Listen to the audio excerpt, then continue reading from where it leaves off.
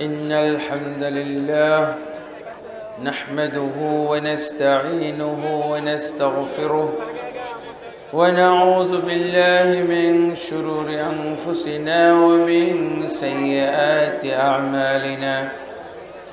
من يهده الله فلا مضل له ومن يضلل فلا هادي له، وأشهد أن لا إله إلا الله وحده لا شريك له، وأشهد أن محمدًا عبده ورسوله. أما بعد فإن خير الحديث كتاب الله، وخير الهدي هدي محمد صلى الله عليه وسلم، وشر الأمور محدثاتها، وكل محدثة بدعة، وكل بدعة ضلالة، وكل ضلالة في النار. أما بعد فأعوذ بالله من الشيطان الرجيم. بسم الله الرحمن الرحيم.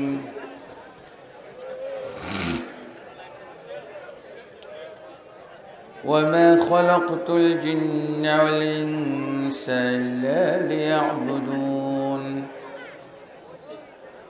وقال سبحانه: إن الدين عند الله الإسلام. وقال سبحانه: ومن يبتغ غير الإسلام دينا فلن يقبل منه وهو في الآخرة من الخاسرين.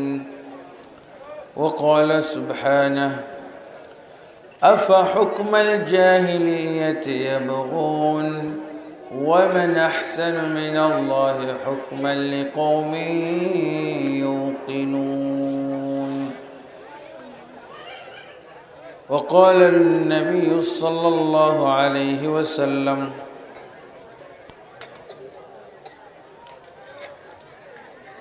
وقال النبي صلى الله عليه وسلم: من مات وهو يعلم أنه لا إله إلا الله دخل الجنة.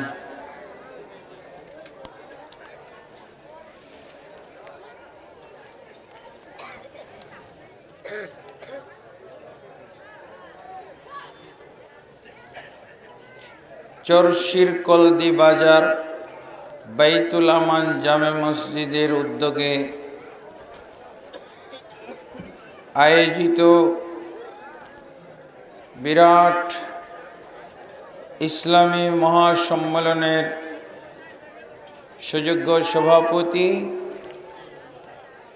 সহসভাপতি এবং আজকের এই সভা মঞ্চে আমন্ত্রিত বিভিন্ন পদস্থ এলাকার প্রতিনিধিত্বকারী নেতৃবর্গ, প্রধান অতিথি ও বিশেষ অতিথিবৃন্দ এবং অত্র এলাকার বিভিন্ন মসজিদ ও মাদ্রাসা সংশ্লিষ্ট আইম্মা, খতবা, ওলামা, আসাতিজা বৃন্দ এবং আমার অত্র এলাকার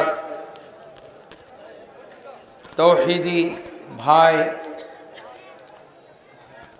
মুসলিম ভাই ও বন্ধুগণ, পর্দার আড়ালে মা ও বোনেরা, আসসালামু আলাইকুম ওয়া রাহমাতুল্লাহি ওয়া বারাকাতুহু।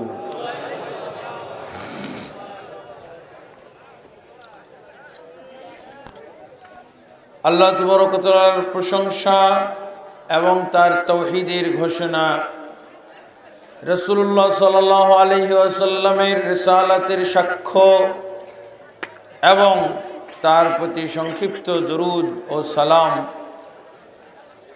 খুতবা মাসুন্নার ভিতর দিয়ে আদায় করার পর আমি আজকে সর্বপ্রথম কৃতজ্ঞতা প্রকাশ করি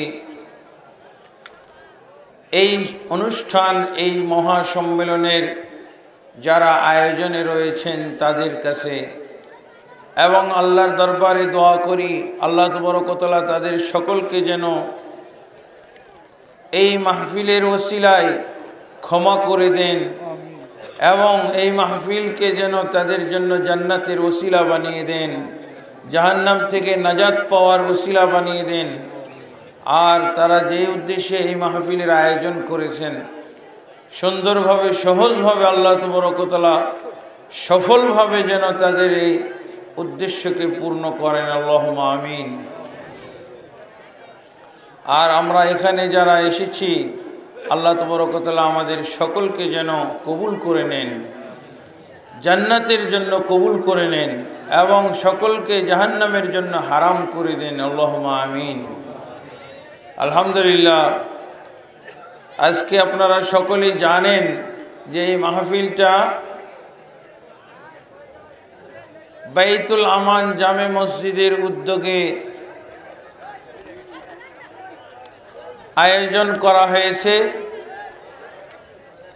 এই মসজিদের কি উন্নতির জন্য নাকি? হ্যাঁ, উদ্যোগে অর্থ আমি এটা সভাপতি সাহেবের কাছ থেকে বুঝে নিলাম যে উদ্যোগে বলতে কি বুঝাইতে চেয়েছেন। এটা কি মসজিদের উন্নয়ন কল্পে নাকি? হ্যাঁ, আলহামদুলিল্লাহ, মসজিদের উন্নয়ন কল্পে এই মাহফিলের আয়োজন করা হয়েছে। বিষয়টা আপনারা সবাই খেয়াল রাখবেন। আমাদের অত্যন্ত সুপরিচিত সুমিষ্ঠভাষী বক্তা মাওলানা মোহাম্মদ সফিরউদ্দিন সাহেব আসতেছেন। তার হাতে আপনারা প্রত্যেকেই এই মসজিদের জন্য কিছু দিয়ে যাবেন। কেউ যদি আগেও চলে যান তো না দিয়ে যাবেন না, বাস এতটুকু আমার দাবি। শেষমেশ আমি জানি না এই মসজিদের উন্নতি কতটুকু আমরা চাই। আলহামদুলিল্লাহ, আমি একটা ঘোষণা দিয়ে যেতে চাই, যারা আমাকে চিনেন ভালো কথা, না চিনেন তারাও আপনারা হয়তো আজকে জানতে পারবেন। আমি বাংলাদেশে প্রায় 1000 মতো মসজিদ বানিয়েছি। সভাপতি সাহেব হয়তো জানেন এই কথা। সারা বাংলাদেশে আল্লাহ আমার মাধ্যমে ছোট বড় 1000-এর মতো মসজিদ বানিয়েছেন, আল্লাহ বানিয়েছেন।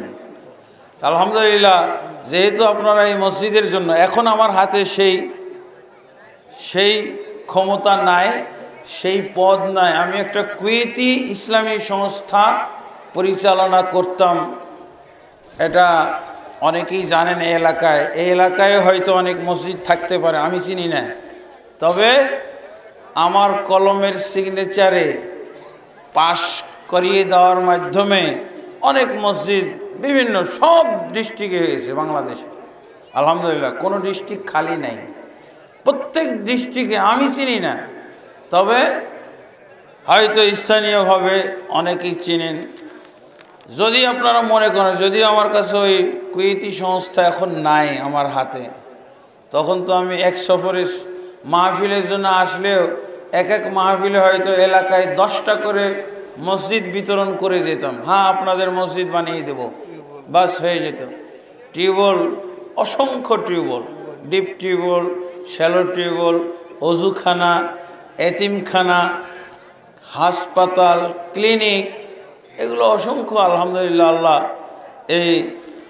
এরকম বয়সে মৌলবী মানুষের মাধ্যমে আল্লাহ করাইছেন। আলহামদুলিল্লাহ, আপনারা কল্পনাও করতে পারেন না, একজন আলেমের আন্ডারে ডাক্তার ছিল, ইঞ্জিনিয়ার ছিল, তারপরে কি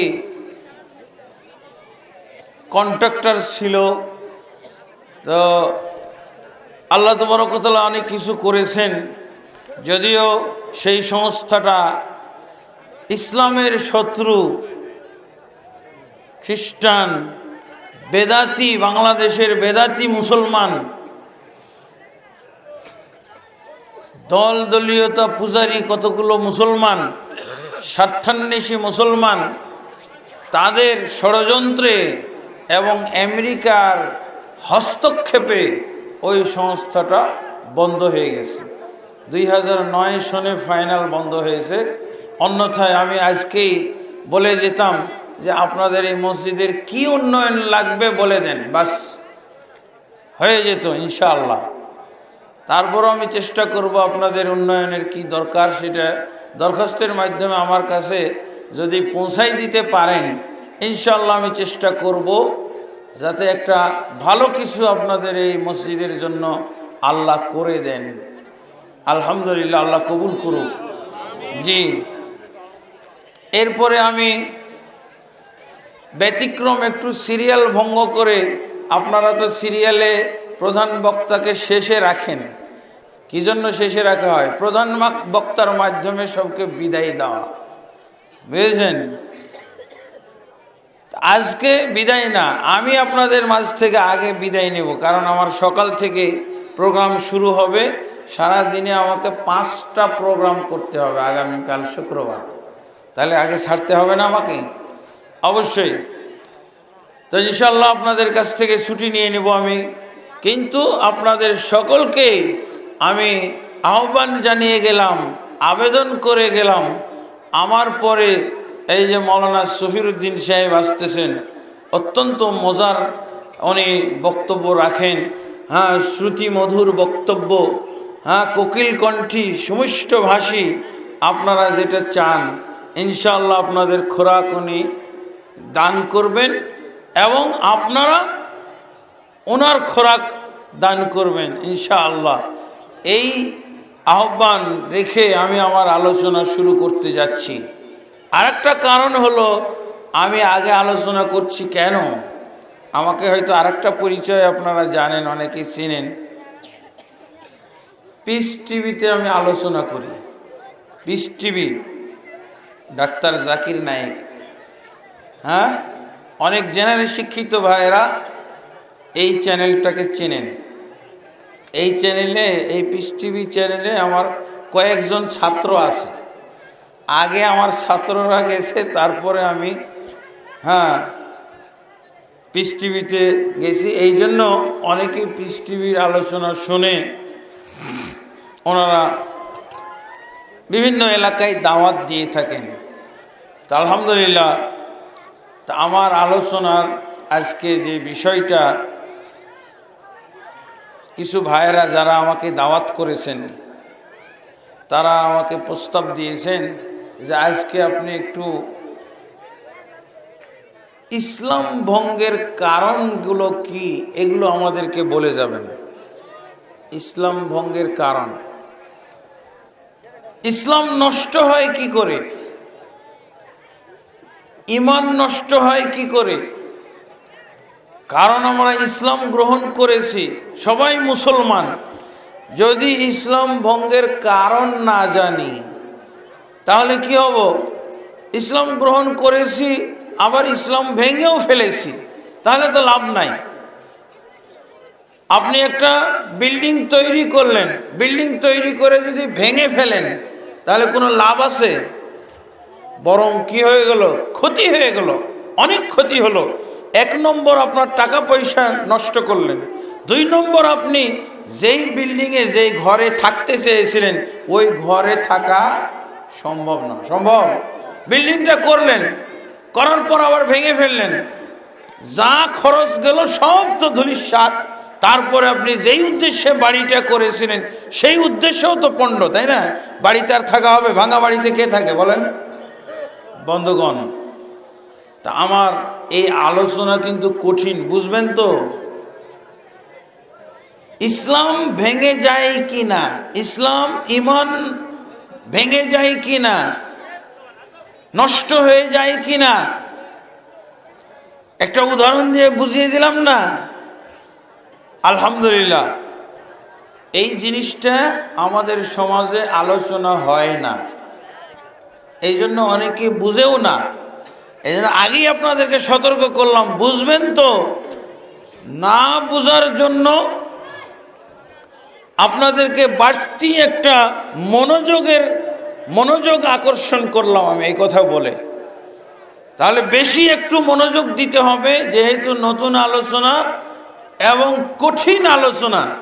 কিন্তু এই নতুন আলোচনার কঠিন আলোচনা না শুনলেও কিন্তু চলবে না। রাসূলুল্লাহ সাল্লাল্লাহু আলাইহি ওয়াসাল্লাম বলছেন, মান মাতা ওয়া হুয়া ইয়ালামু আন্নাহু লা ইলাহা ইল্লাল্লাহ দাখালাল জান্নাহ। যে ব্যক্তি মৃত্যুবরণ করবে এমত অবস্থায় যে সে লা ইলাহা ইল্লাল্লাহ কি সেটা জানতো, সেই ব্যক্তি জান্নাতে যেতে পারবে। যদি কেউ লা ইলাহা ইল্লাল্লাহ পড়েছে, লা ইলাহা ইল্লাল্লাহ জানে, লা ইলাহা ইল্লাল্লাহ শব্দ জানে, কিন্তু অর্থ জানে না, শর্ত জানে না, মর্ম জানে না, তাহলে ওই ব্যক্তি লা ইলাহা ইল্লাল্লাহর মাধ্যমে জান্নাতে যেতে পারবে না। আরেকটা কথা রাসূলুল্লাহ সাল্লাল্লাহু আলাইহি ওয়াসাল্লাম বলছেন, মান কানা আখিরু কালামিহি লা ইলাহা ইল্লাল্লাহ দাখালাল জান্নাহ। যে ব্যক্তির শেষ কথাটা হবে লা ইলাহা ইল্লাল্লাহ, সে জান্নাতে প্রবেশ করবে। মান কানা আখিরু কালামিহি লা ইলাহা ইল্লাল্লাহ দাখালাল জান্নাহ। যার শেষ কথা হবে লা ইলাহা ইল্লাল্লাহ, সে জান্নাতে যাবে। শেষ কথা বলতে কি, মরার পূর্বে যে ব্যক্তি লা ইলাহা ইল্লাল্লাহর উপরে মৃত্যুবরণ করবে ওই ব্যক্তি জান্নাতে যেতে পারবে। আর যে ব্যক্তি লা ইলাহা ইল্লাল্লাহর উপরে ছিল না ওই ব্যক্তি জান্নাতে যেতে পারবে না। লা ইলাহা ইল্লাল্লাহর উপরে থাকতেও হবে। রাসূলুল্লাহ তাই তো বলেছেন, মান মাতা ওয়া হুয়া ইয়ালামু আন্নাহু লা ইলাহা ইল্লাল্লাহ দাখালাল জান্নাহ। যে ব্যক্তি মৃত্যুবরণ করে এমত অবস্থায় যে সে জানতো লা ইলাহা ইল্লাল্লাহ কি, লা ইলাহা ইল্লাল্লাহর অর্থ কি, লা ইলাহা ইল্লাল্লাহর শর্ত কি, লা ইলাহা ইল্লাল্লাহ হক এবং অধিকার সমূহ কি, লা ইলাহা ইল্লাল্লাহর ভঙ্গের কারণ কি। আচ্ছা, আপনারা কয়েকটা বিষয় আমার সাথে শেয়ার করবেন, সাড়া দিবেন। ওযু করার নিয়ম আছে না? ওযু করার নিয়ম আছে। আচ্ছা, একটা ওযু করলে কতদিন টিকে বলেন তো? কতদিন একটা ওযু কতদিন টিকে? কি বলেন না কেন? কয়দিন? 1 বছর থাকতে পারে না? 1 বছর কি একটা ওযু থাকতে পারে না? কার 1 বছর ওযু থাকতে পারে আমি বলতে পারবো। যে ব্যক্তি ওযু ভঙ্গের কারণ জানে না, ওর ওযু 1 বছর, 2 বছর, 3 বছর, 10 বছর, 50 বছরও থাকতে পারে। থাকে না? কেন ওযু থাকে না? বুঝা গেছে? এবার মাথা খুলতেছে। কোন ব্যক্তির ওযু 1 বছর পর্যন্ত থাকতে পারে, 10 বছরও থাকতে পারে? যে ওযু করার নিয়ম জেনেছে কিন্তু ওযু ভঙ্গের কারণ জানে নাই। হ্যাঁ, আপনি জোহরে ওযু করেছেন, আবার আসরে ওযু করতে চান কেন? এই আপনি না ওযু করলেন, আপনি জবাব কি দিবেন? যে ভাই আমার ওযুটা ভেঙে গেছে, বলবেন না? ওযু ভেঙে গেছে। আচ্ছা, এরপরে আসেন, আমরা যে রোজা রাখি, রোজা রাখি না? রোজা রাখার নিয়ম আছে না?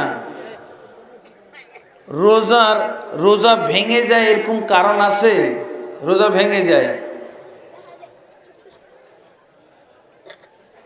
যে কারণ জানে তার কাছে না রোজা ভেঙে যায়। আর যে কারণ জানে না, দেখবেন বিভিন্ন ধরনের। এক রুগীকে দেখা যায়, এক মুসল্লি মানুষ, সে রোজা রেখেছে কিন্তু 3 বেলা ওষুধ খায়। কারণ কি? ডাক্তার বলছে কি যে এই ওষুধটা আপনার 4 বার খেতে হবে। ভাত খায় না ঠিকই, রুটি খায় না, পানি খায় না, কিন্তু ওষুধ ঠিক মতো খেয়ে যেতেছে। কারণ ডাক্তার বলেছে 4 বার। দিনের বেলা ওষুধ না খেলে তো 4 পূর্ণ হবে না, হবে 2 বার হবে। কাজেই ও দিনের বেলায় 2 বার খায় আর রাতে 2 বার। এই লোকের রোজা হয়ে যাচ্ছে। কেন হয়ে যাচ্ছে? ও রোজাও করে যাচ্ছে, ওষুধও খাচ্ছে। ও জানে না যে ওষুধ খেলেও রোজা ভাঙবে। হ্যাঁ বন্ধুগণ, বোঝা গেছে? ইসলাম তো আমরা গ্রহণ করেছি, আল্লাহু আকবার। এবার আসেন, ইসলাম গ্রহণ করেছি, আমরা ইসলাম ধর্মের সবাই অনুসারী না?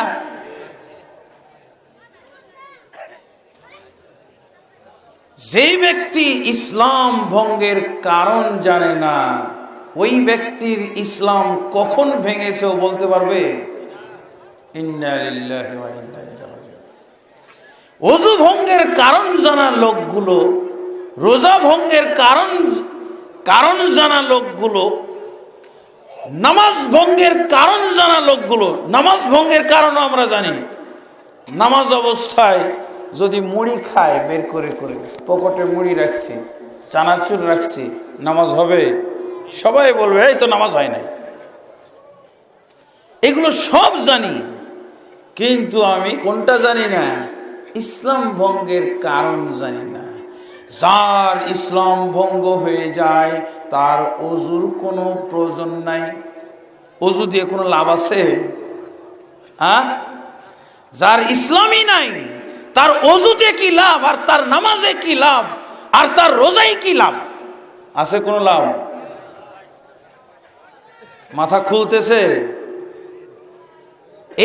এই বিষয়ে মাথাটা আরো অনেক আগে খোলা উচিত ছিল। আজকাল এই মুসল্লিদের, আজকাল এই রোজাদারদের, আজকে এই অজুকারীদের, পবিত্রতা বুঝা লোকদের বাংলাদেশে কারো ইসলাম 50 বছর আগে ভেঙে আছে, কারো ইসলাম 30 বছর আগে ভেঙে আছে, কারো ইসলাম 10 বছর আগে ভেঙে আছে। টেরও পায় না। টের পাবে? ও তো ও তো ইসলাম ভঙ্গের কারণই জানে না। আপনাকে নিয়ে আমার আফসোস হচ্ছে না, শাইখুল হাদিস, এই দেশের শাইখুল হাদিসও জানে না ইসলাম ভঙ্গের কারণ কি। জানেন? সব আগে, ওযু শিখার আগে, নামাজ শিখার আগে, রোজা শিখার আগে, হজ শিখার আগে, উমরা শিখার আগে, নামাজ শিখার আগে দরকার কি ছিল? ইসলাম ভঙ্গের কারণ। কারণ কি? আপনি ইসলাম গ্রহণ করেছেন, ইসলামটা হেফাজত করা দরকার না? আপনি ওযু করার পর ওযু হেফাজত করবেন না? না ওযু করে আপনি বায়ু নিষ্কাশন করতে করতে মসজিদে যাবেন, যত আওয়াজ হচ্ছে হোক, নাকি? সমস্যা নাই। আজকে আমাদের বাংলাদেশের কি আপনি নেতা বলবেন, কি নেত্রী বলবেন, কি খতিব বলবেন, কি শাইখুল হাদিস বলবেন, কি মুহাদ্দিস বলবেন, কি বক্তা বলবেন, সব ইসলাম ভঙ্গের কারণের সাথে জড়িত। কারণ ও জানে না যে ইসলাম কিসে ভঙ্গ হয়, জানেই না, তো বুঝবে কি করে? এর আগে তো আমি প্রশ্নগুলো করেছি না? কার ওযু 10 বছর পর্যন্ত থাকতে পারে? যে ব্যক্তি ওযু ভঙ্গের কারণ শিখে নেয়। ইসলাম যদি আপনি হেফাজত করতে না জানেন, তাহলে আপনার কিসের থেকে আপনি ইসলামকে হেফাজত করবেন এটাও তো জানেন না। কিছু বুঝে আসতেছেও তো? এখন কি বলা যাবে পরিবেশটা ঠিক হয়েছে, মাথা কি খুলেছে? কঠিন আলোচনা বোঝা যায়। এই আলোচনা তো শুনেনি অনেকে। 80 বছরের বুড়া, এমনকি 40-50 বছর যাবৎ খতিব, কেন্দ্রীয় মসজিদের খতিব, বাইতুল মোকাররমের খতিব, সেও তো জানে না এই পর্যন্ত। তাহলে এটা শেখা কত জরুরি। নামাজের আগে শেখা দরকার ছিল। বন্ধুগণ, আমরা সহজ সহজ কথাগুলো এখনো আয়ত্ত করতে পারিনি। এই জন্য আমি চেয়েছিলাম যে এই বিষয়গুলো বলতে হলে মেমোরি খালি রাখতে হবে। নতুন আলোচনা, কঠিন আলোচনা, জরুরি আলোচনা, খানা পানির চেয়েও জরুরি, ওষুধের চেয়েও জরুরি এই আলোচনা। কে আমরা ইসলাম গ্রহণ করে ইসলাম ভঙ্গ অবস্থায় মারা যেতে চাই? বলেন, কে আমরা চাই এটা? যার ইসলাম নষ্ট হয়ে গেছে তার উদাহরণটা হলো লাশ। যার ইসলাম নষ্ট, তার কাছে ইসলাম নাই, ইসলামের লাশ আছে। ইসলাম লাশ হয় ওটা জানেন? খালি মানুষই লাশ হয়, খালি প্রাণী লাশ হয়, গরু মরে লাশ হয়, মানুষ মরে লাশ হয়, হ্যাঁ, মহিলা মরে লাশ হয়, পুরুষ মরে লাশ হয়, ইসলামও লাশ হয়ে যায়। ইসলাম ভেঙে গেলে ওটা লাশ হয়ে গেল না? আর কি এই লাশের আপনি পরিচর্যা করে কি লাভ? একটা মানুষ মারাই গেছে, ওর চোখের যত্ন করবেন আপনি? আরে ওর শরীরটা কাটা গেছে, আপনি সেলাই দিবেন? ওর শরীরে মারাই গেছে, ওর শরীর ছিলে গেছে, মলম লাগাবেন? বোকা লোকের কাম। যে লাশ হয়ে গেছে তার আর কোনো যত্নের দরকার আছে? বন্ধুগণ, ইসলাম জিন্দা অবস্থায় রাখতে হলে আপনাকে এই বিষয়ে বুঝতেই হবে। আমি জানা বিষয়গুলোর মধ্যে কতগুলো গ্যাপ আপনাদেরকে দেখাবো। আমার এই বইটা আসার পরে পরে একজন বক্তা জিজ্ঞেস করছে যে কালেমার মর্ম কথা বইটা কি আপনার আছে, নিয়ে আসছেন সাথে?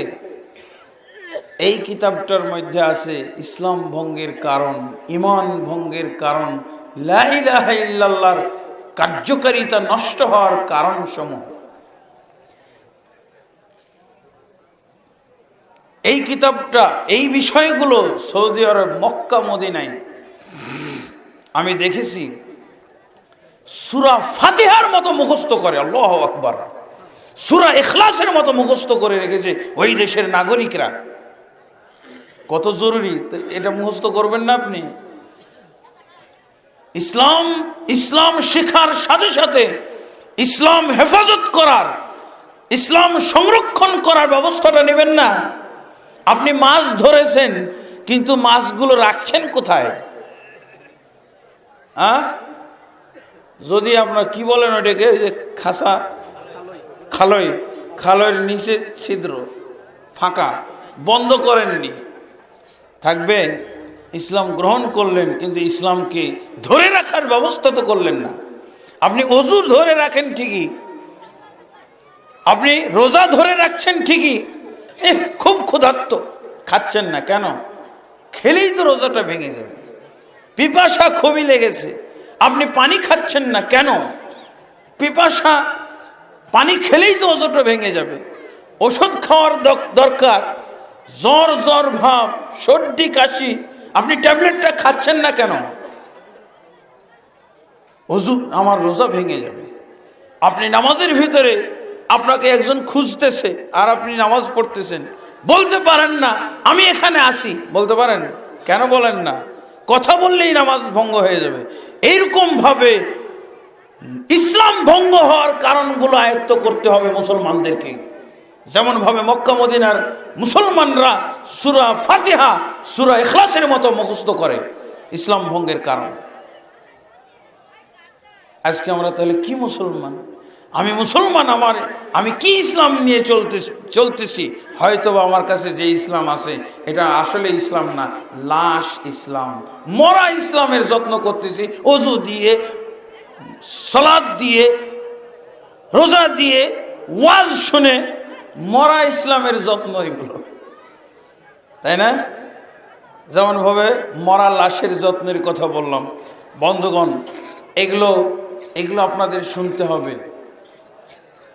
এক একটা ইসলাম ভঙ্গের কারণের জন্য একদিন করে মাহফিল করতে হবে। প্রত্যেক বক্তা ওই একটা কারণ নিয়ে আলোচনা করবে। মাগরিব থেকে শুরু করে রাত 12টা পর্যন্ত, আসর থেকে শুরু করে রাত 12টা পর্যন্ত। একটা কারণ, একটা করে মুখস্থ করতে হবে। যদি জিন্দা ইসলাম চায়, লাশ ইসলাম না নিয়ে যেতে চায়, ইবাদত ফরজ হওয়ার, সালাত ফরজ হওয়ার শর্ত আমরা পড়েছি কয়েকটি শর্ত। তার ভিতরে কি ইসলাম? ইসলাম মানে কি? ইসলাম গ্রহণ করতে হবে, তারপরে তার উপরে সালাত ফরজ হবে। ইসলাম গ্রহণ করা শুধু নয়, ইসলামের উপরে বহালও থাকতে হবে। ইসলামের উপরে বহাল থাকবেন না আপনি? না ইসলাম ওই বিদ্যুতের মতো, বিদ্যুৎ চমকাইলো শেষ, সৎ করে বিদ্যুৎ চমকে চলে গেল। আপনার ইসলামকে ওরকম ঢুকলেন আর বের হয়ে গেলেন। বন্ধুগণ, তাহলে বুঝেছেন তো, আমি 1 ঘন্টা আলোচনা করব, খালি এতটুকু আমি আপনাদেরকে বুঝাবো যে ইসলাম ভঙ্গের কারণ আছে। যারা এই ইসলাম ভঙ্গের কারণ না জানবে, তাদের অজু, গোসল, নামাজ, রোজা কিছুই কাজে লাগবে না। এখন এই ওয়াজ কি অতিরিক্ত হয়ে যাচ্ছে নাকি? হুজুর তো খুব কড়া ওয়াজ করে গেল। কড়া ওয়াজ করলাম, একেবারে প্লে গ্রুপের ওয়াজ। এটা প্লে গ্রুপ। মুসলমানদেরকে আলিফ বা শিখার সাথে সাথে যা শিখতে হবে সেটা হলো এইটা, লা ইলাহা ইল্লাল্লাহ শিখার পরে পরেই, লা ইলাহা ইল্লাল্লাহর অর্থ জানার পরে পরেই আমাদেরকে যে জিনিসগুলো জানতে হবে এগুলো হলো তাই। লা ইলাহা ইল্লাল্লাহ দিয়ে ইসলাম গ্রহণ করতে হয় না? ইসলাম তো গ্রহণ করলেন, এখন ইসলামটাকে হেফাজত করতে হবে না? কিভাবে ইসলাম হেফাজত করবেন? বন্ধুগণ, এই বিষয়টাই আজকে মাথায় উঠানো দরকার আমাদের। কারণ একটা জিনিসের প্রয়োজন অনুভব করলে না আমি ওটা খুঁজতে যাব। আমার গায়ে শীত লেগেছে, আমি থরথর করে কাঁপছি, তখন না আমি শীত বস্ত্র খুঁজবো। গরমকালে কেউ শীত বস্ত্র খুঁজে না। যখন ঠান্ডা লাগে, গায়ে ঘুম আসে না, বসেও থাকতে পারে না, দাঁড়ায়ও থাকতে পারে না, চাদর দাও, কম্বল দাও। বন্ধুগণ, আজকে আপনাদেরকে এই বিষয়টাই শুধু আমি তুলে ধরব। এই জন্য আপনারা দেখেছেন আমি পিস টিভিতে যাওয়ার পর এই বিষয়ে আলোচনা করেছি। আপনারা যারা পিস টিভি শোনেন, গ্রুপ আলোচনায় কিছু আলেম আমার সাথে দেখলাম, বাংলাদেশে বিরাট বক্তা, আহলে হাদিসের বক্তা, বহু শ্রোতা হয়। ওনাকে নিয়ে ইসলাম ভঙ্গের কারণ ব্যাখ্যা করতে গেলাম, দেখি উনি নিজেই জানে না ইসলাম ভঙ্গের কারণ। পরে ওনাকে বললাম, আগামীকালকে ডিসকাশনের আগে আপনি এই বইটা পড়বেন, তারপরে স্টুডিওতে আসবেন। এরকম অবস্থা। বন্ধুগণ, তাহলে বোঝা গেছে ইসলাম ভঙ্গের কারণ আমরা অনেক কিছু জানি, কিন্তু ওটাকে কারণ হিসেবে জানি না, ইসলাম ভঙ্গের কারণ বলে জানি না। ইসলাম ভঙ্গের প্রায় 25টি কারণ আছে। কয়টি কারণ আছে? 25টি মতো কারণ আছে। এই 25টি কারণ যদি আমরা সংক্ষেপ করি তাহলে 10টি কারণ হয়। অজু ভঙ্গের কারণ এরকম গনে গনে মুখস্থ করেছেন না? আপনারা বলতে পারেন যে এ আবার কোন বিদ্যা, আপনি কোথা থেকে নিয়ে আসলেন? এটা কি কোরআনে নাই? এটা কি হাদিসে নাই? অবশ্যই কোরআন এবং হাদিস হলো ইসলামী সকল বিদ্যার, সকল জ্ঞানের হলো ভান্ডার, হলো কোরআন আর সুন্নাহ। ওযু ভঙ্গের কারণগুলো কি কোরআন সুন্নাহর মধ্যে নাই? কোরআন হাদিসের মধ্যে আছে। আলেমরা আমাদের জন্য সহজ করে দিয়েছেন। 1 নম্বর কারণ, 2 নম্বর কারণ, 3 নম্বর কারণ, 4 নম্বর কারণ বলে দেয় নাই? ওগুলো তো কোরআনে আছে, হাদিসে আছে।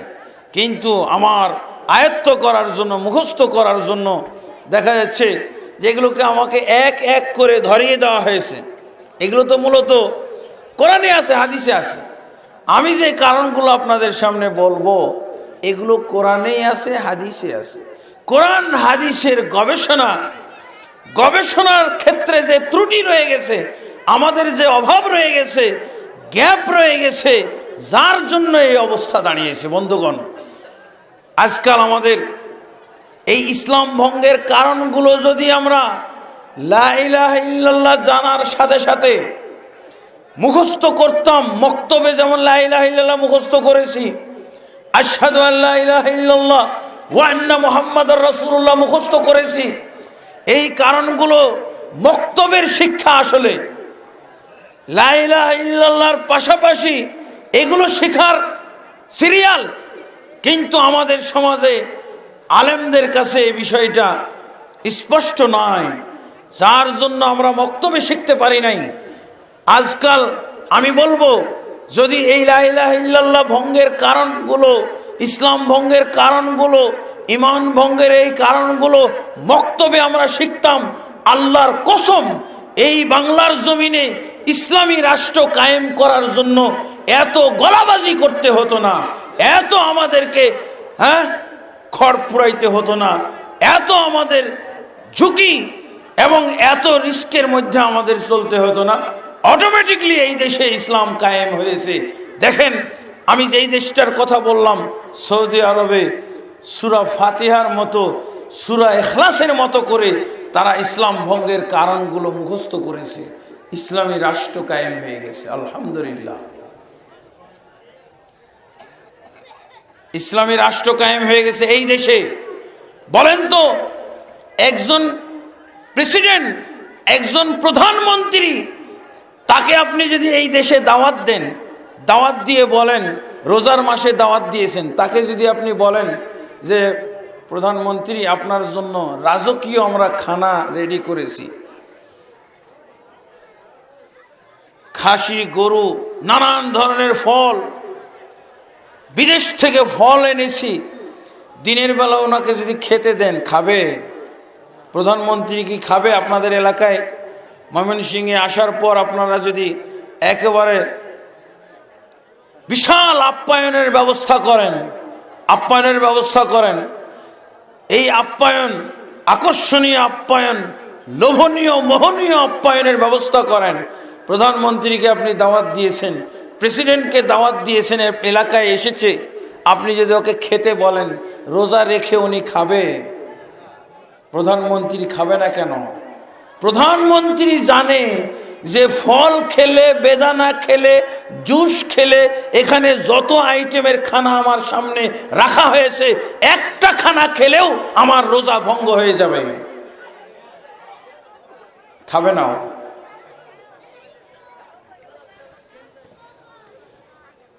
আপনার বাড়িতে প্রধানমন্ত্রী এসেছে, প্রেসিডেন্ট এসেছে,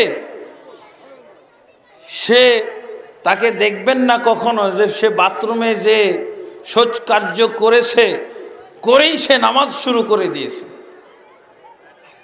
নামাজ শুরু করবে কেন? বাথরুমে গেলে তো ওযু থাকে না, উনি ওযু ছাড়া নামাজ পড়বে না? অবশ্যই পড়বে না। কেন?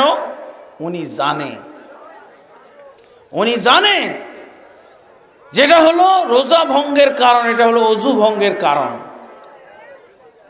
আপনি কখনো বাংলাদেশের কোনো প্রেসিডেন্টকে, কোনো মন্ত্রী, প্রধানমন্ত্রীকে আপনি দেখবেন না যে নামাজরত অবস্থায় কথা বলে।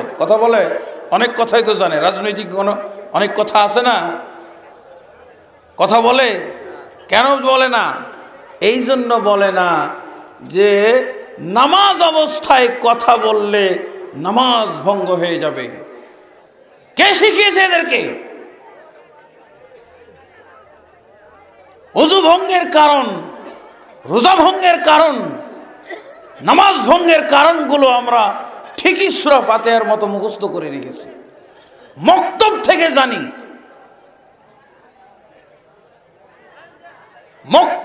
জানি। কিন্তু এইভাবে যদি ইসলাম ভঙ্গের কারণ আমরা জানতাম, তাহলে কশ্চিন কালো এই লোকগুলো ইসলাম ছাড়া, কোরআন ছাড়া এই দেশে শাসন করতো না, অন্য কিছুরই মাধ্যমে। জানেন, কোরআন ছাড়া, ইসলাম ছাড়া, রাসূলের হাদিস ছাড়া, রাসূল যার মাধ্যমে সমাজ শাসন করেছিলেন, দেশ শাসন করেছিলেন, এই জিনিস ছাড়া, এই নিয়ম ছাড়া, এই সংবিধান ছাড়া অন্য তারা কিছু এই দেশের মুসলমানদেরকে জানতেও দিত না, করতো না। করতো? বন্ধুগণ, বোঝা গেছে কথাটা? এই কারণগুলো যদি আমরা জানতাম মক্তব থেকে, তাহলে আজকে ইসলামী রাষ্ট্র কায়েম হয়ে যেত। এর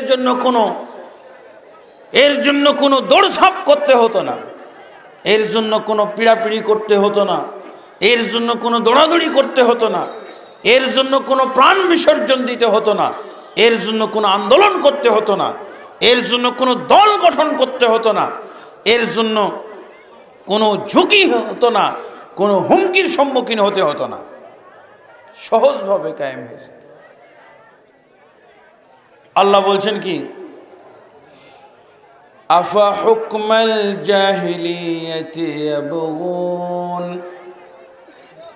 আল্লাহ কি বলছেন শুনুন। আফা হুকমাল জাহিলিয়াতি ইয়াবগুন ওয়া মান আহসানু মিনাল্লাহি হুকমান লিকওমিন ইউকিনুন।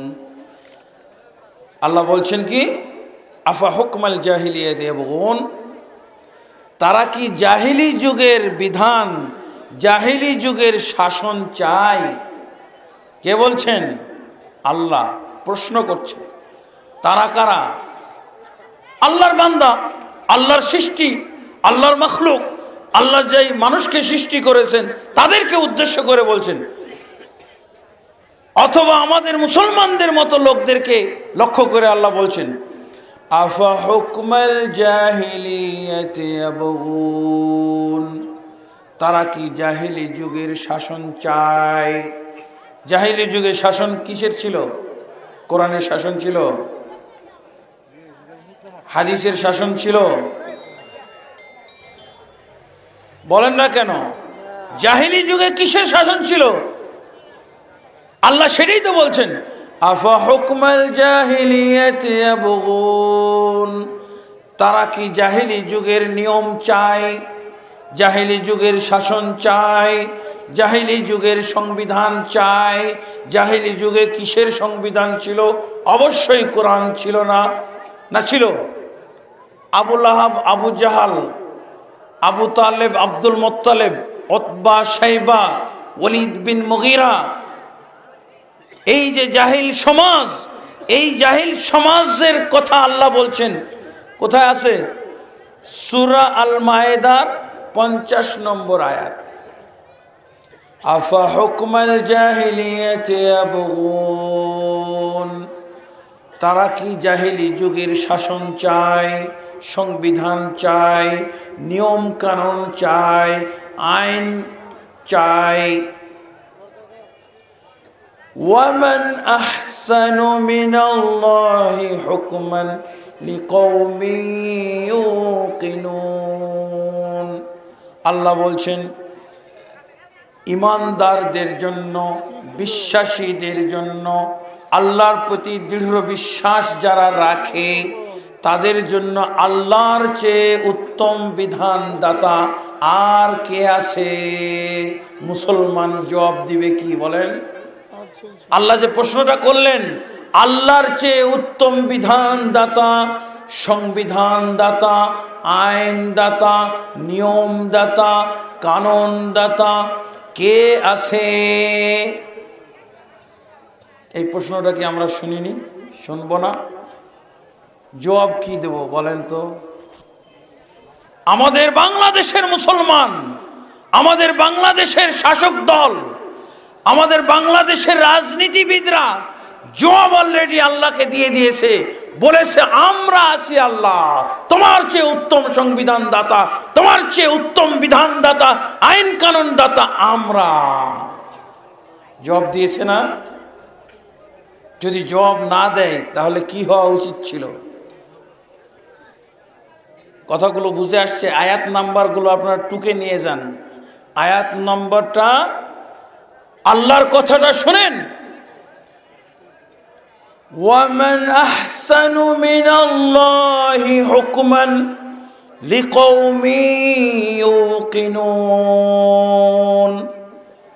আল্লাহ নিজে বলছেন, প্রশ্ন করে বলছেন, ওয়ামান আহসানু মিনাল্লাহ, আল্লাহর চেয়ে কে সুন্দর, আল্লাহর চেয়ে কে উত্তম।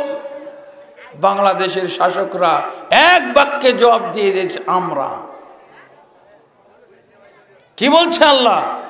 মিনাল্লাহি হুকমান, আল্লাহর চেয়ে উত্তম বিধানদাতা, আল্লাহর চেয়ে উত্তম সংবিধান, নিয়ম কানুন, আইন দাতা কে? মুসলমানের কথা হলো আল্লাহ, তুমি ছাড়া কেউ নয়। যে বলবে আল্লাহ তোমার চেয়ে উত্তম বিধানদাতা আমরা আছি, মুসলমান থাকলো, ইসলাম গ্রহণ করেছে ঠিকই, মুসল্লি বটে, রোজাদার বটে, ইসলামটা থাকলো, যে আল্লাহকে এরকম জবাব দিতে পেরেছে। জবাব কি মুখ দিয়ে দিতে হয় না কাজ দিয়েও দেয়? দেখি তোমার হাতে ওটা কি?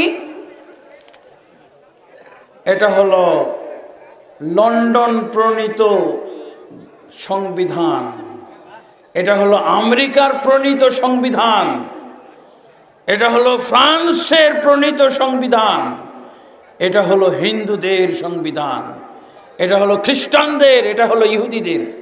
এই কথা বললে আল্লাহ খুশি হবে? ইসলামটা আমার থাকবে?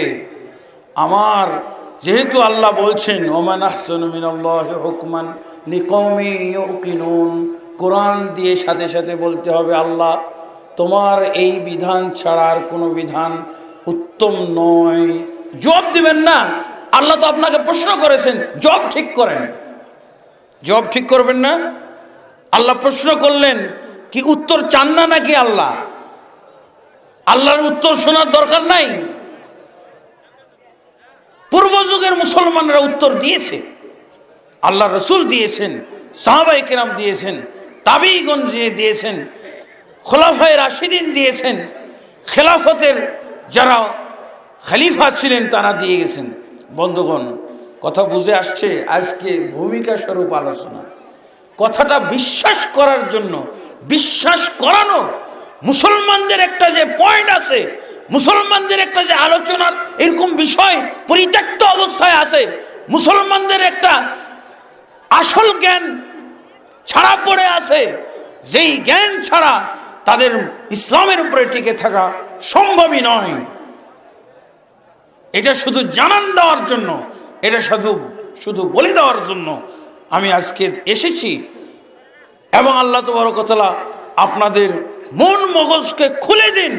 আল্লাহ তাবারক ওয়া তাআলা, আমি এটাই দোয়া করি, আল্লাহ আমার সামনে যে সমস্ত শ্রোতা বসে আছেন, সে শিশু থেকে বৃদ্ধ পর্যন্ত, আল্লাহ আজকের এই বিষয়টা বোঝার জন্য তাদের মন খুলে দাও, তাদের মস্তিষ্ক খুলে দাও, তাদের মগজ খুলে দাও, আল্লাহ তাদের বিবেক খুলে দাও,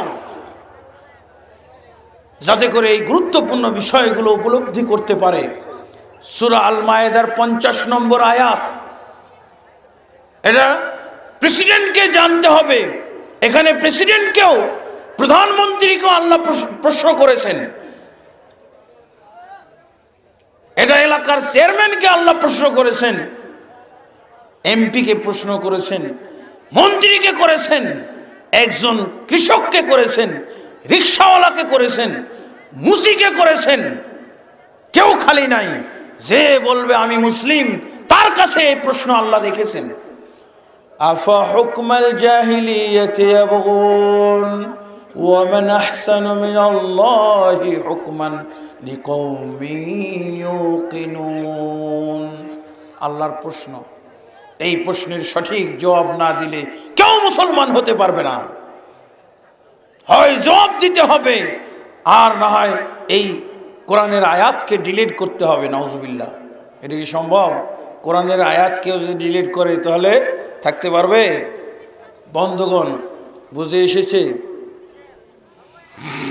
এবার আমি ইসলাম ভঙ্গের 10টি কারণ আপনাদের সামনে তুলে ধরব। হ্যাঁ, আলহামদুলিল্লাহ। 1 নম্বর কারণ, আমি 25টি বলছি না, 10টি সংক্ষেপ করে বলবো। হ্যাঁ, 1 নম্বর কারণ আপনাদের সবারই জানা আছে, খালি বুঝা নাই। জানা আছে, বুঝা নাই। জানা আছে কোনটা? আপনারা শুনেছেন না, শিরক মহাপাপ? শুনেছেন তো? শিরক মহাপাপ, এই কথাটা তো শোনা আছে কিন্তু বুঝা নাই।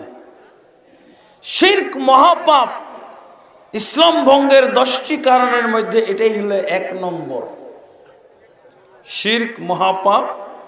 আচ্ছা বলেন তো, মহাপাপের মহা কোনো ক্ষতি থাকতে পারে না? এই যে দেখেন, শিরক বলছে মহাপাপ, কিন্তু এই মহাপাপের কোনো মহা ক্ষতি আমরা তলিয়ে দেখিনি। মহাপাপের মহা ক্ষতি থাকতে পারে না? বন্ধুগণ, লা ইলাহা ইল্লাল্লাহ মুহাম্মাদুর রাসূলুল্লাহ,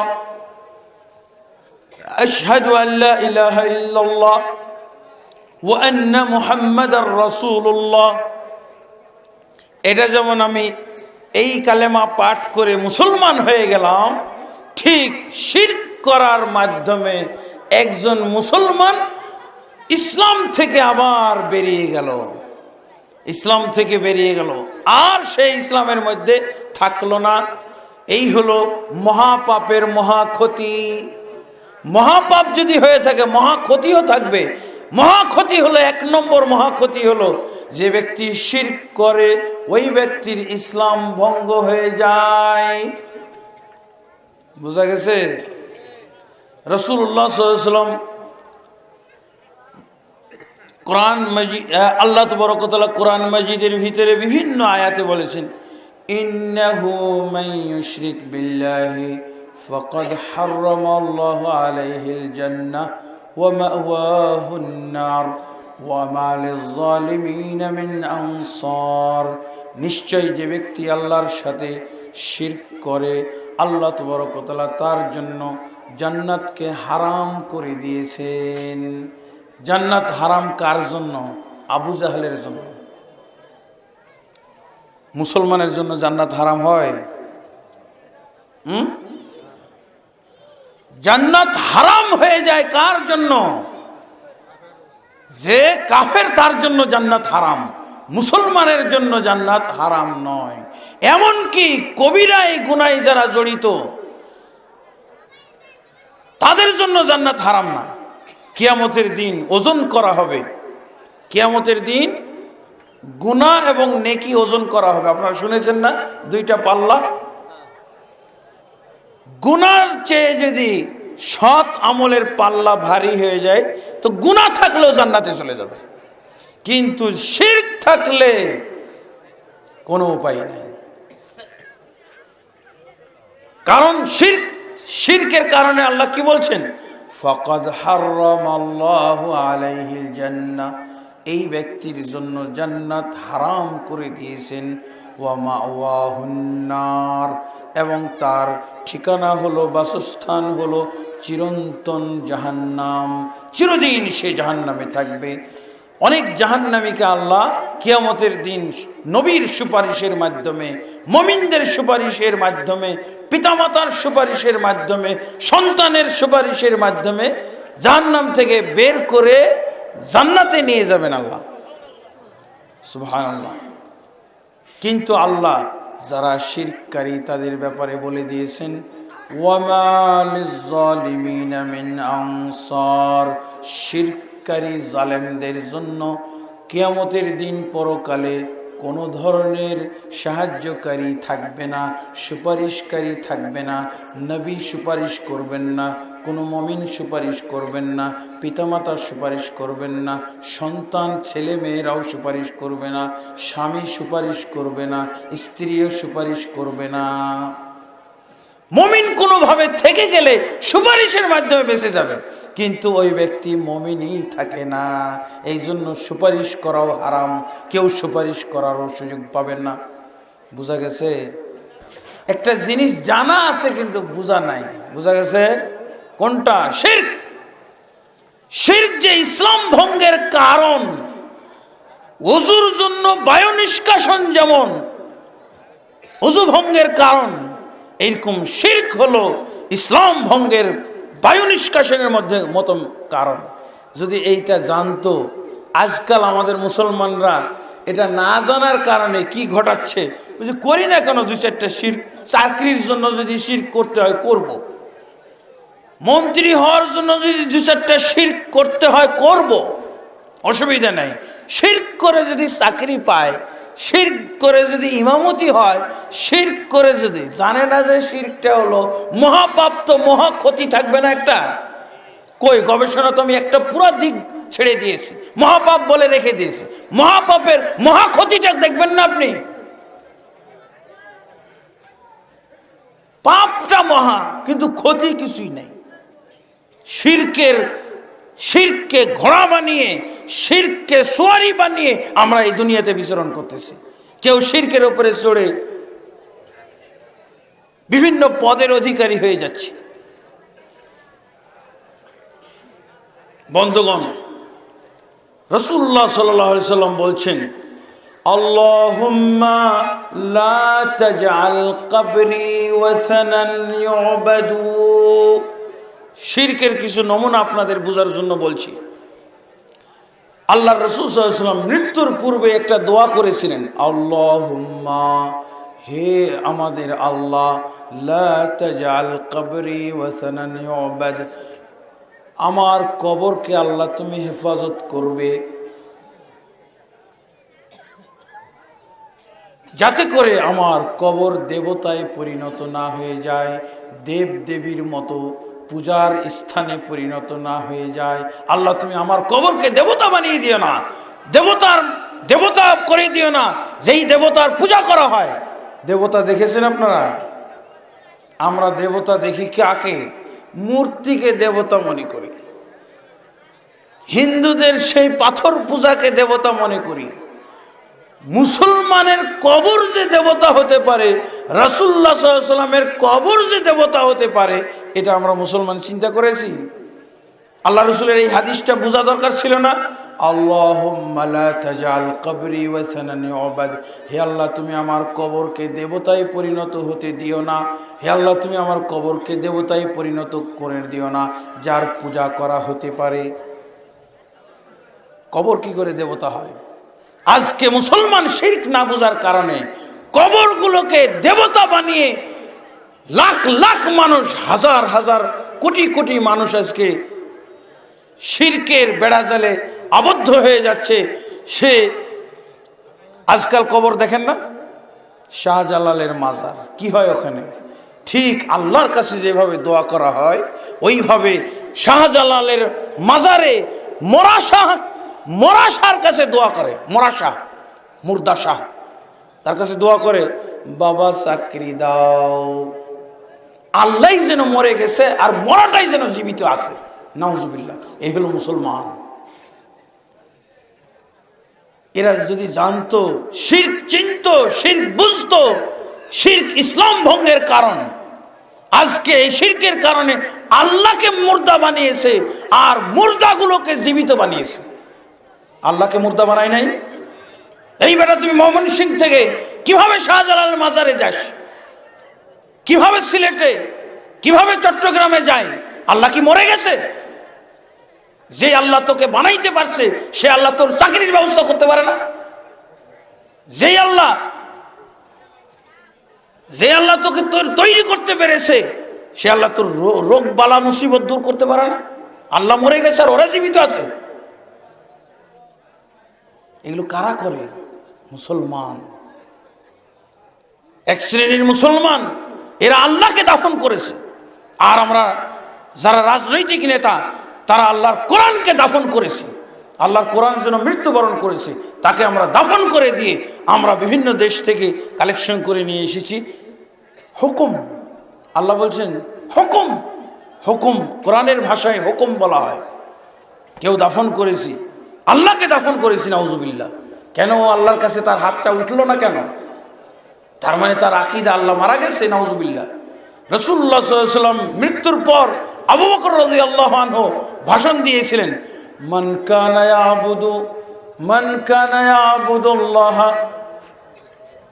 কানা ইয়াবুদু মুহাম্মাদান ফাইন্না মুহাম্মাদান কদ মাত। যে ব্যক্তি মুহাম্মদের পূজা করছিলে, যে ব্যক্তি মুহাম্মদের ইবাদত করেছো, সে আজকে দেখে নাও ওই যে খাটের উপরে শুয়ে আছে মুহাম্মাদুন নবী রাসূলুল্লাহ সাল্লাল্লাহু আলাইহি ওয়াসাল্লাম লাশ হয়ে গেছেন আজকে। যে মুহাম্মদকে ইবাদত করছিলে, মুহাম্মদ মরবেন না, এটাই হলো মুহাম্মদের ইবাদত। আল্লাহ মরবেন না, মুহাম্মদ মরবেন, মুহাম্মদ মরণশীল।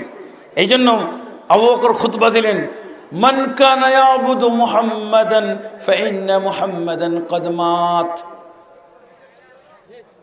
যে ব্যক্তি মুহাম্মদের ইবাদত করেছো সে জেনে নাও, দেখে নাও মুহাম্মদ আজ মরে গেছে। মুহাম্মদ আজকে লাশ, মুহাম্মদের লাশ খাটের উপরে শোয়ানো আছে। 3 দিন যাবত মুহাম্মদ সাল্লাল্লাহু আলাইহি সাল্লাম লাশ আকারে পড়েছিলেন। 3 দিন পর খেলাফত নির্বাচন হওয়ার পর মুহাম্মদ সাল্লাল্লাহু আলাইহি সাল্লামের লাশ দাফন করা হয়েছে। তাহলে আল্লাহ বাদ দিয়ে সে কিসের শাহজালাল, কিসের শাহপরান, কিসের চিশতি মিষ্টি? মুহাম্মদ মারা গেছে সাল্লাল্লাহু আলাইহি ওয়াসাল্লাম, কদমাত মরে গেছে। ওয়ামান কানা ইয়াবুদুল্লাহ ফাইন্নাল্লাহা হাইয়ুন লা ইয়ামুতু। আর যারা আল্লাহর ইবাদত করেছো, আল্লাহর ইবাদত করে যাচ্ছ, আল্লাহর ইবাদতকারীরা শুনে খুশি হও, নিশ্চয় আল্লাহ এমন সত্তা, হাইয়ুল লা ইয়ামুত, তিনি জীবিত, চিরঞ্জীব, কখনো তিনি মরবেন না। আলহামদুলিল্লাহ, আলহামদুলিল্লাহ। এই জন্য মুহাম্মদ সাল্লাল্লাহু আলাইহি সাল্লাম, বন্ধুগণ খুব সংক্ষেপে আমি বলছি। তাহলে শিরক বোঝা গেছে। শিরকটাকে আমরা মামুলি জিনিস মনে করি। হ্যাঁ, আপনি হিন্দুদের মূর্তি ঘরে কখনো যে ফুল দিয়েছেন? ফুল দিলে কি হবে? হ্যাঁ, আমি হিন্দু হয়ে যাব, হিন্দু হয়ে যাব মনে করেন না? ওরা একটা খামাখা গাছের নিচে পাথর রেখে দিয়ে রং টং করে ওখানে ফুল দেয়, ওখানে তারা ভক্তি দেয়। আপনি ওইটা কাম করেন না, করেন না কেন? হিন্দু হয়ে যাবেন। কিন্তু এই মুসলমান বুঝে না, 3টা পিলার করে ওই কাম করলে যে ও হিন্দু হয়ে যায় এটা জানেই না। আর হিন্দু হওয়া কোনো ব্যাপারই না। তো যে যা হইতে চান হইতে পারেন, এরকম হওয়া যায় নাকি? এরকম মুসলমান হইতে পারে? দেখেন, কোরআন পড়েন, সূরা আলে ইমরানের 19 নম্বর আয়াতে আল্লাহ কি বলছেন? সূরা আলে ইমরানের 85 নম্বর আয়াতে কি বলছেন? এগুলো কাদের জন্য? সূরা আলে ইমরান কাদের সূরা? মুসলমানদের সূরা না অমুসলিমদের সূরা? আল্লাহ বলছেন, ইন্নাদ দীনা ইনদাল্লাহিল ইসলাম, নিশ্চয়ই আল্লাহর নিকটে মনোনীত, পছন্দনীয়, গ্রহণযোগ্য দিন হলো একমাত্র ইসলাম। আল্লাহর নিকটে পছন্দনীয়, গ্রহণযোগ্য, মনোনীত দিন, ধর্ম একমাত্র ইসলাম। আপনাকে বুঝতে দিলাম এটার অর্থ কি। সকালে জবাব দিবেন, সকালে জবাব দিবেন। আল্লাহর এই কোরআনের বাণীর অর্থটা কি সারা রাত আপনি গবেষণা করে এর জবাবটা সকালে দিবেন। আমি তো গবেষণা করি না। আল্লাহর নিকটে পছন্দনীয়, গ্রহণযোগ্য দিন, ধর্ম একমাত্র ইসলাম, এর অর্থ কি? তাহলে আরো বহু ধর্ম আছে, বহু দিন আছে, ওগুলো আল্লাহর কাছে গ্রহণযোগ্য না গ্রহণযোগ্য নয়? গ্রহণযোগ্য নয়। আরেকটি আয়াত, এটা তো আপনি বলতে সাহস পান না, তাই না? আপনি যদি সাহস না পান তাহলে আপনি সূরা আলে ইমরানের 85 নম্বর আয়াত পড়তে বলবেন। কি? ওয়ামান ইয়াবতাগি গায়রাল ইসলামি দীনান ফালান ইউকবালা মিনহু। যে ব্যক্তি ইসলাম বাদ দিয়ে অন্য কোনো ধর্ম, অন্য কোনো দিন, অন্য কোনো মত, অন্য কোনো ইজম, আদর্শ তালাশ করবে, লাই ইউকবালা মিনহু, কোশ্চিন কালো আল্লাহর কাছে গৃহীত হবে না। তাহলে কোশ্চিন কালো ইসলাম বাদ দিয়ে অন্য কোনো দিন ধর্ম গ্রহণযোগ্য নয়, গৃহীত হবে না। আপনার ব্যাখ্যা করার দরকার নাই, আল্লাহর ব্যাখ্যাটাই আপনি নেন। তাহলে এর অর্থ কি?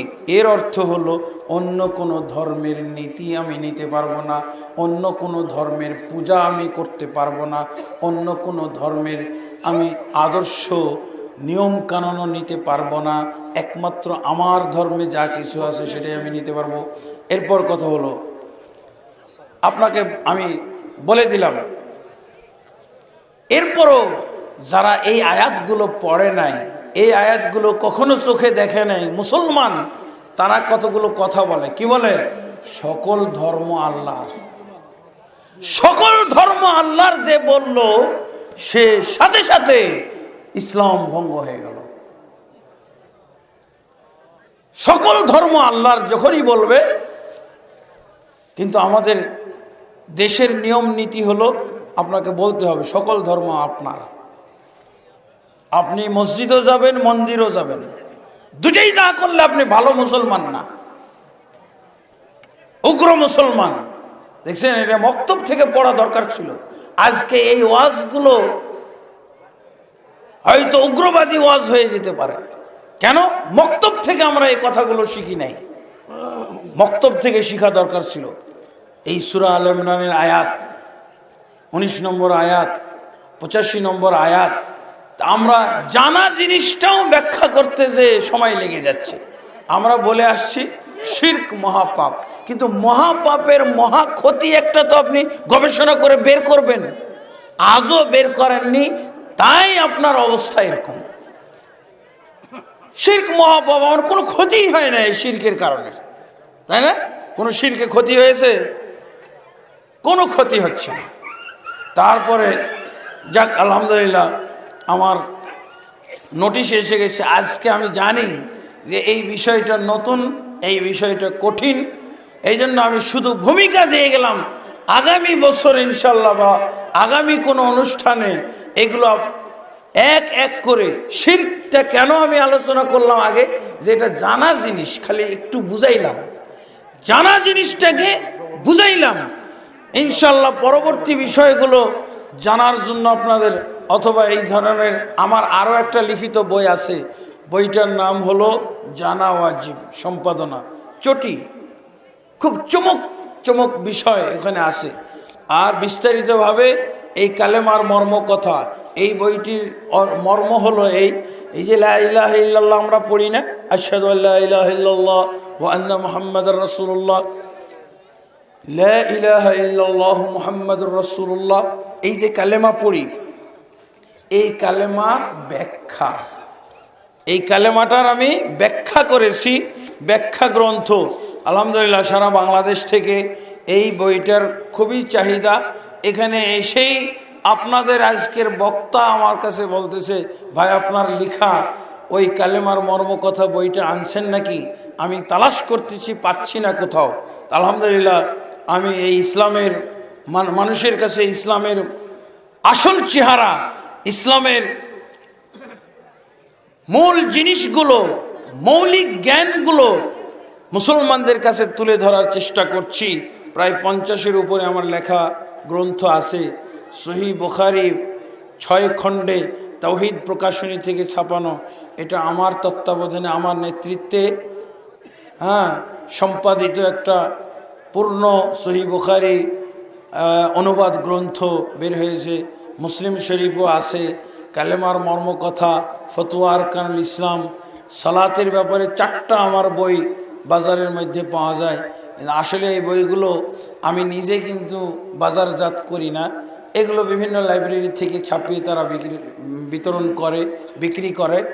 তা আলহামদুলিল্লাহ এখানে গাড়িতে হয়তো গাড়ির কাছে কিছু বই পাওয়া যাবে।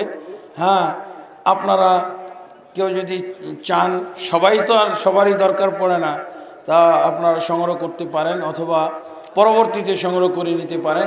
আলহামদুলিল্লাহ আমি আজকের এই মাহফিলের আমার আলোচনার সফলতা, আলোচনার আমি সার নির্যাস কথা এতটুকুই আপনাদের কাছে রেখে গেছি।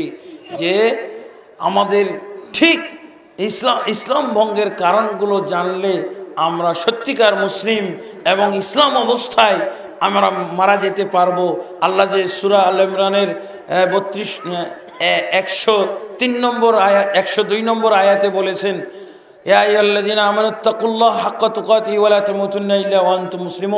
হে ঈমানদারগণ, তোমরা আল্লাহকে যথাযোগ্যভাবে ভয় করো এবং খবরদার মুসলিম অবস্থা ছাড়া মৃত্যুবরণ করো না। মুসলিম অবস্থায় মৃত্যুবরণ করো। মুসলিম অবস্থায় কখন আপনার মৃত্যু হবে?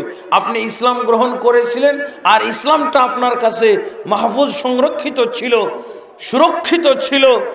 ইসলাম আপনার কাছে বহাল তবিয়তে ছিল মারা যাওয়ার সময়, তাহলে আপনি ইসলামের উপরে মারা গেলেন। আল্লাহ আমাদেরকে কবুল করুন। আল্লাহুম্মা আমিন।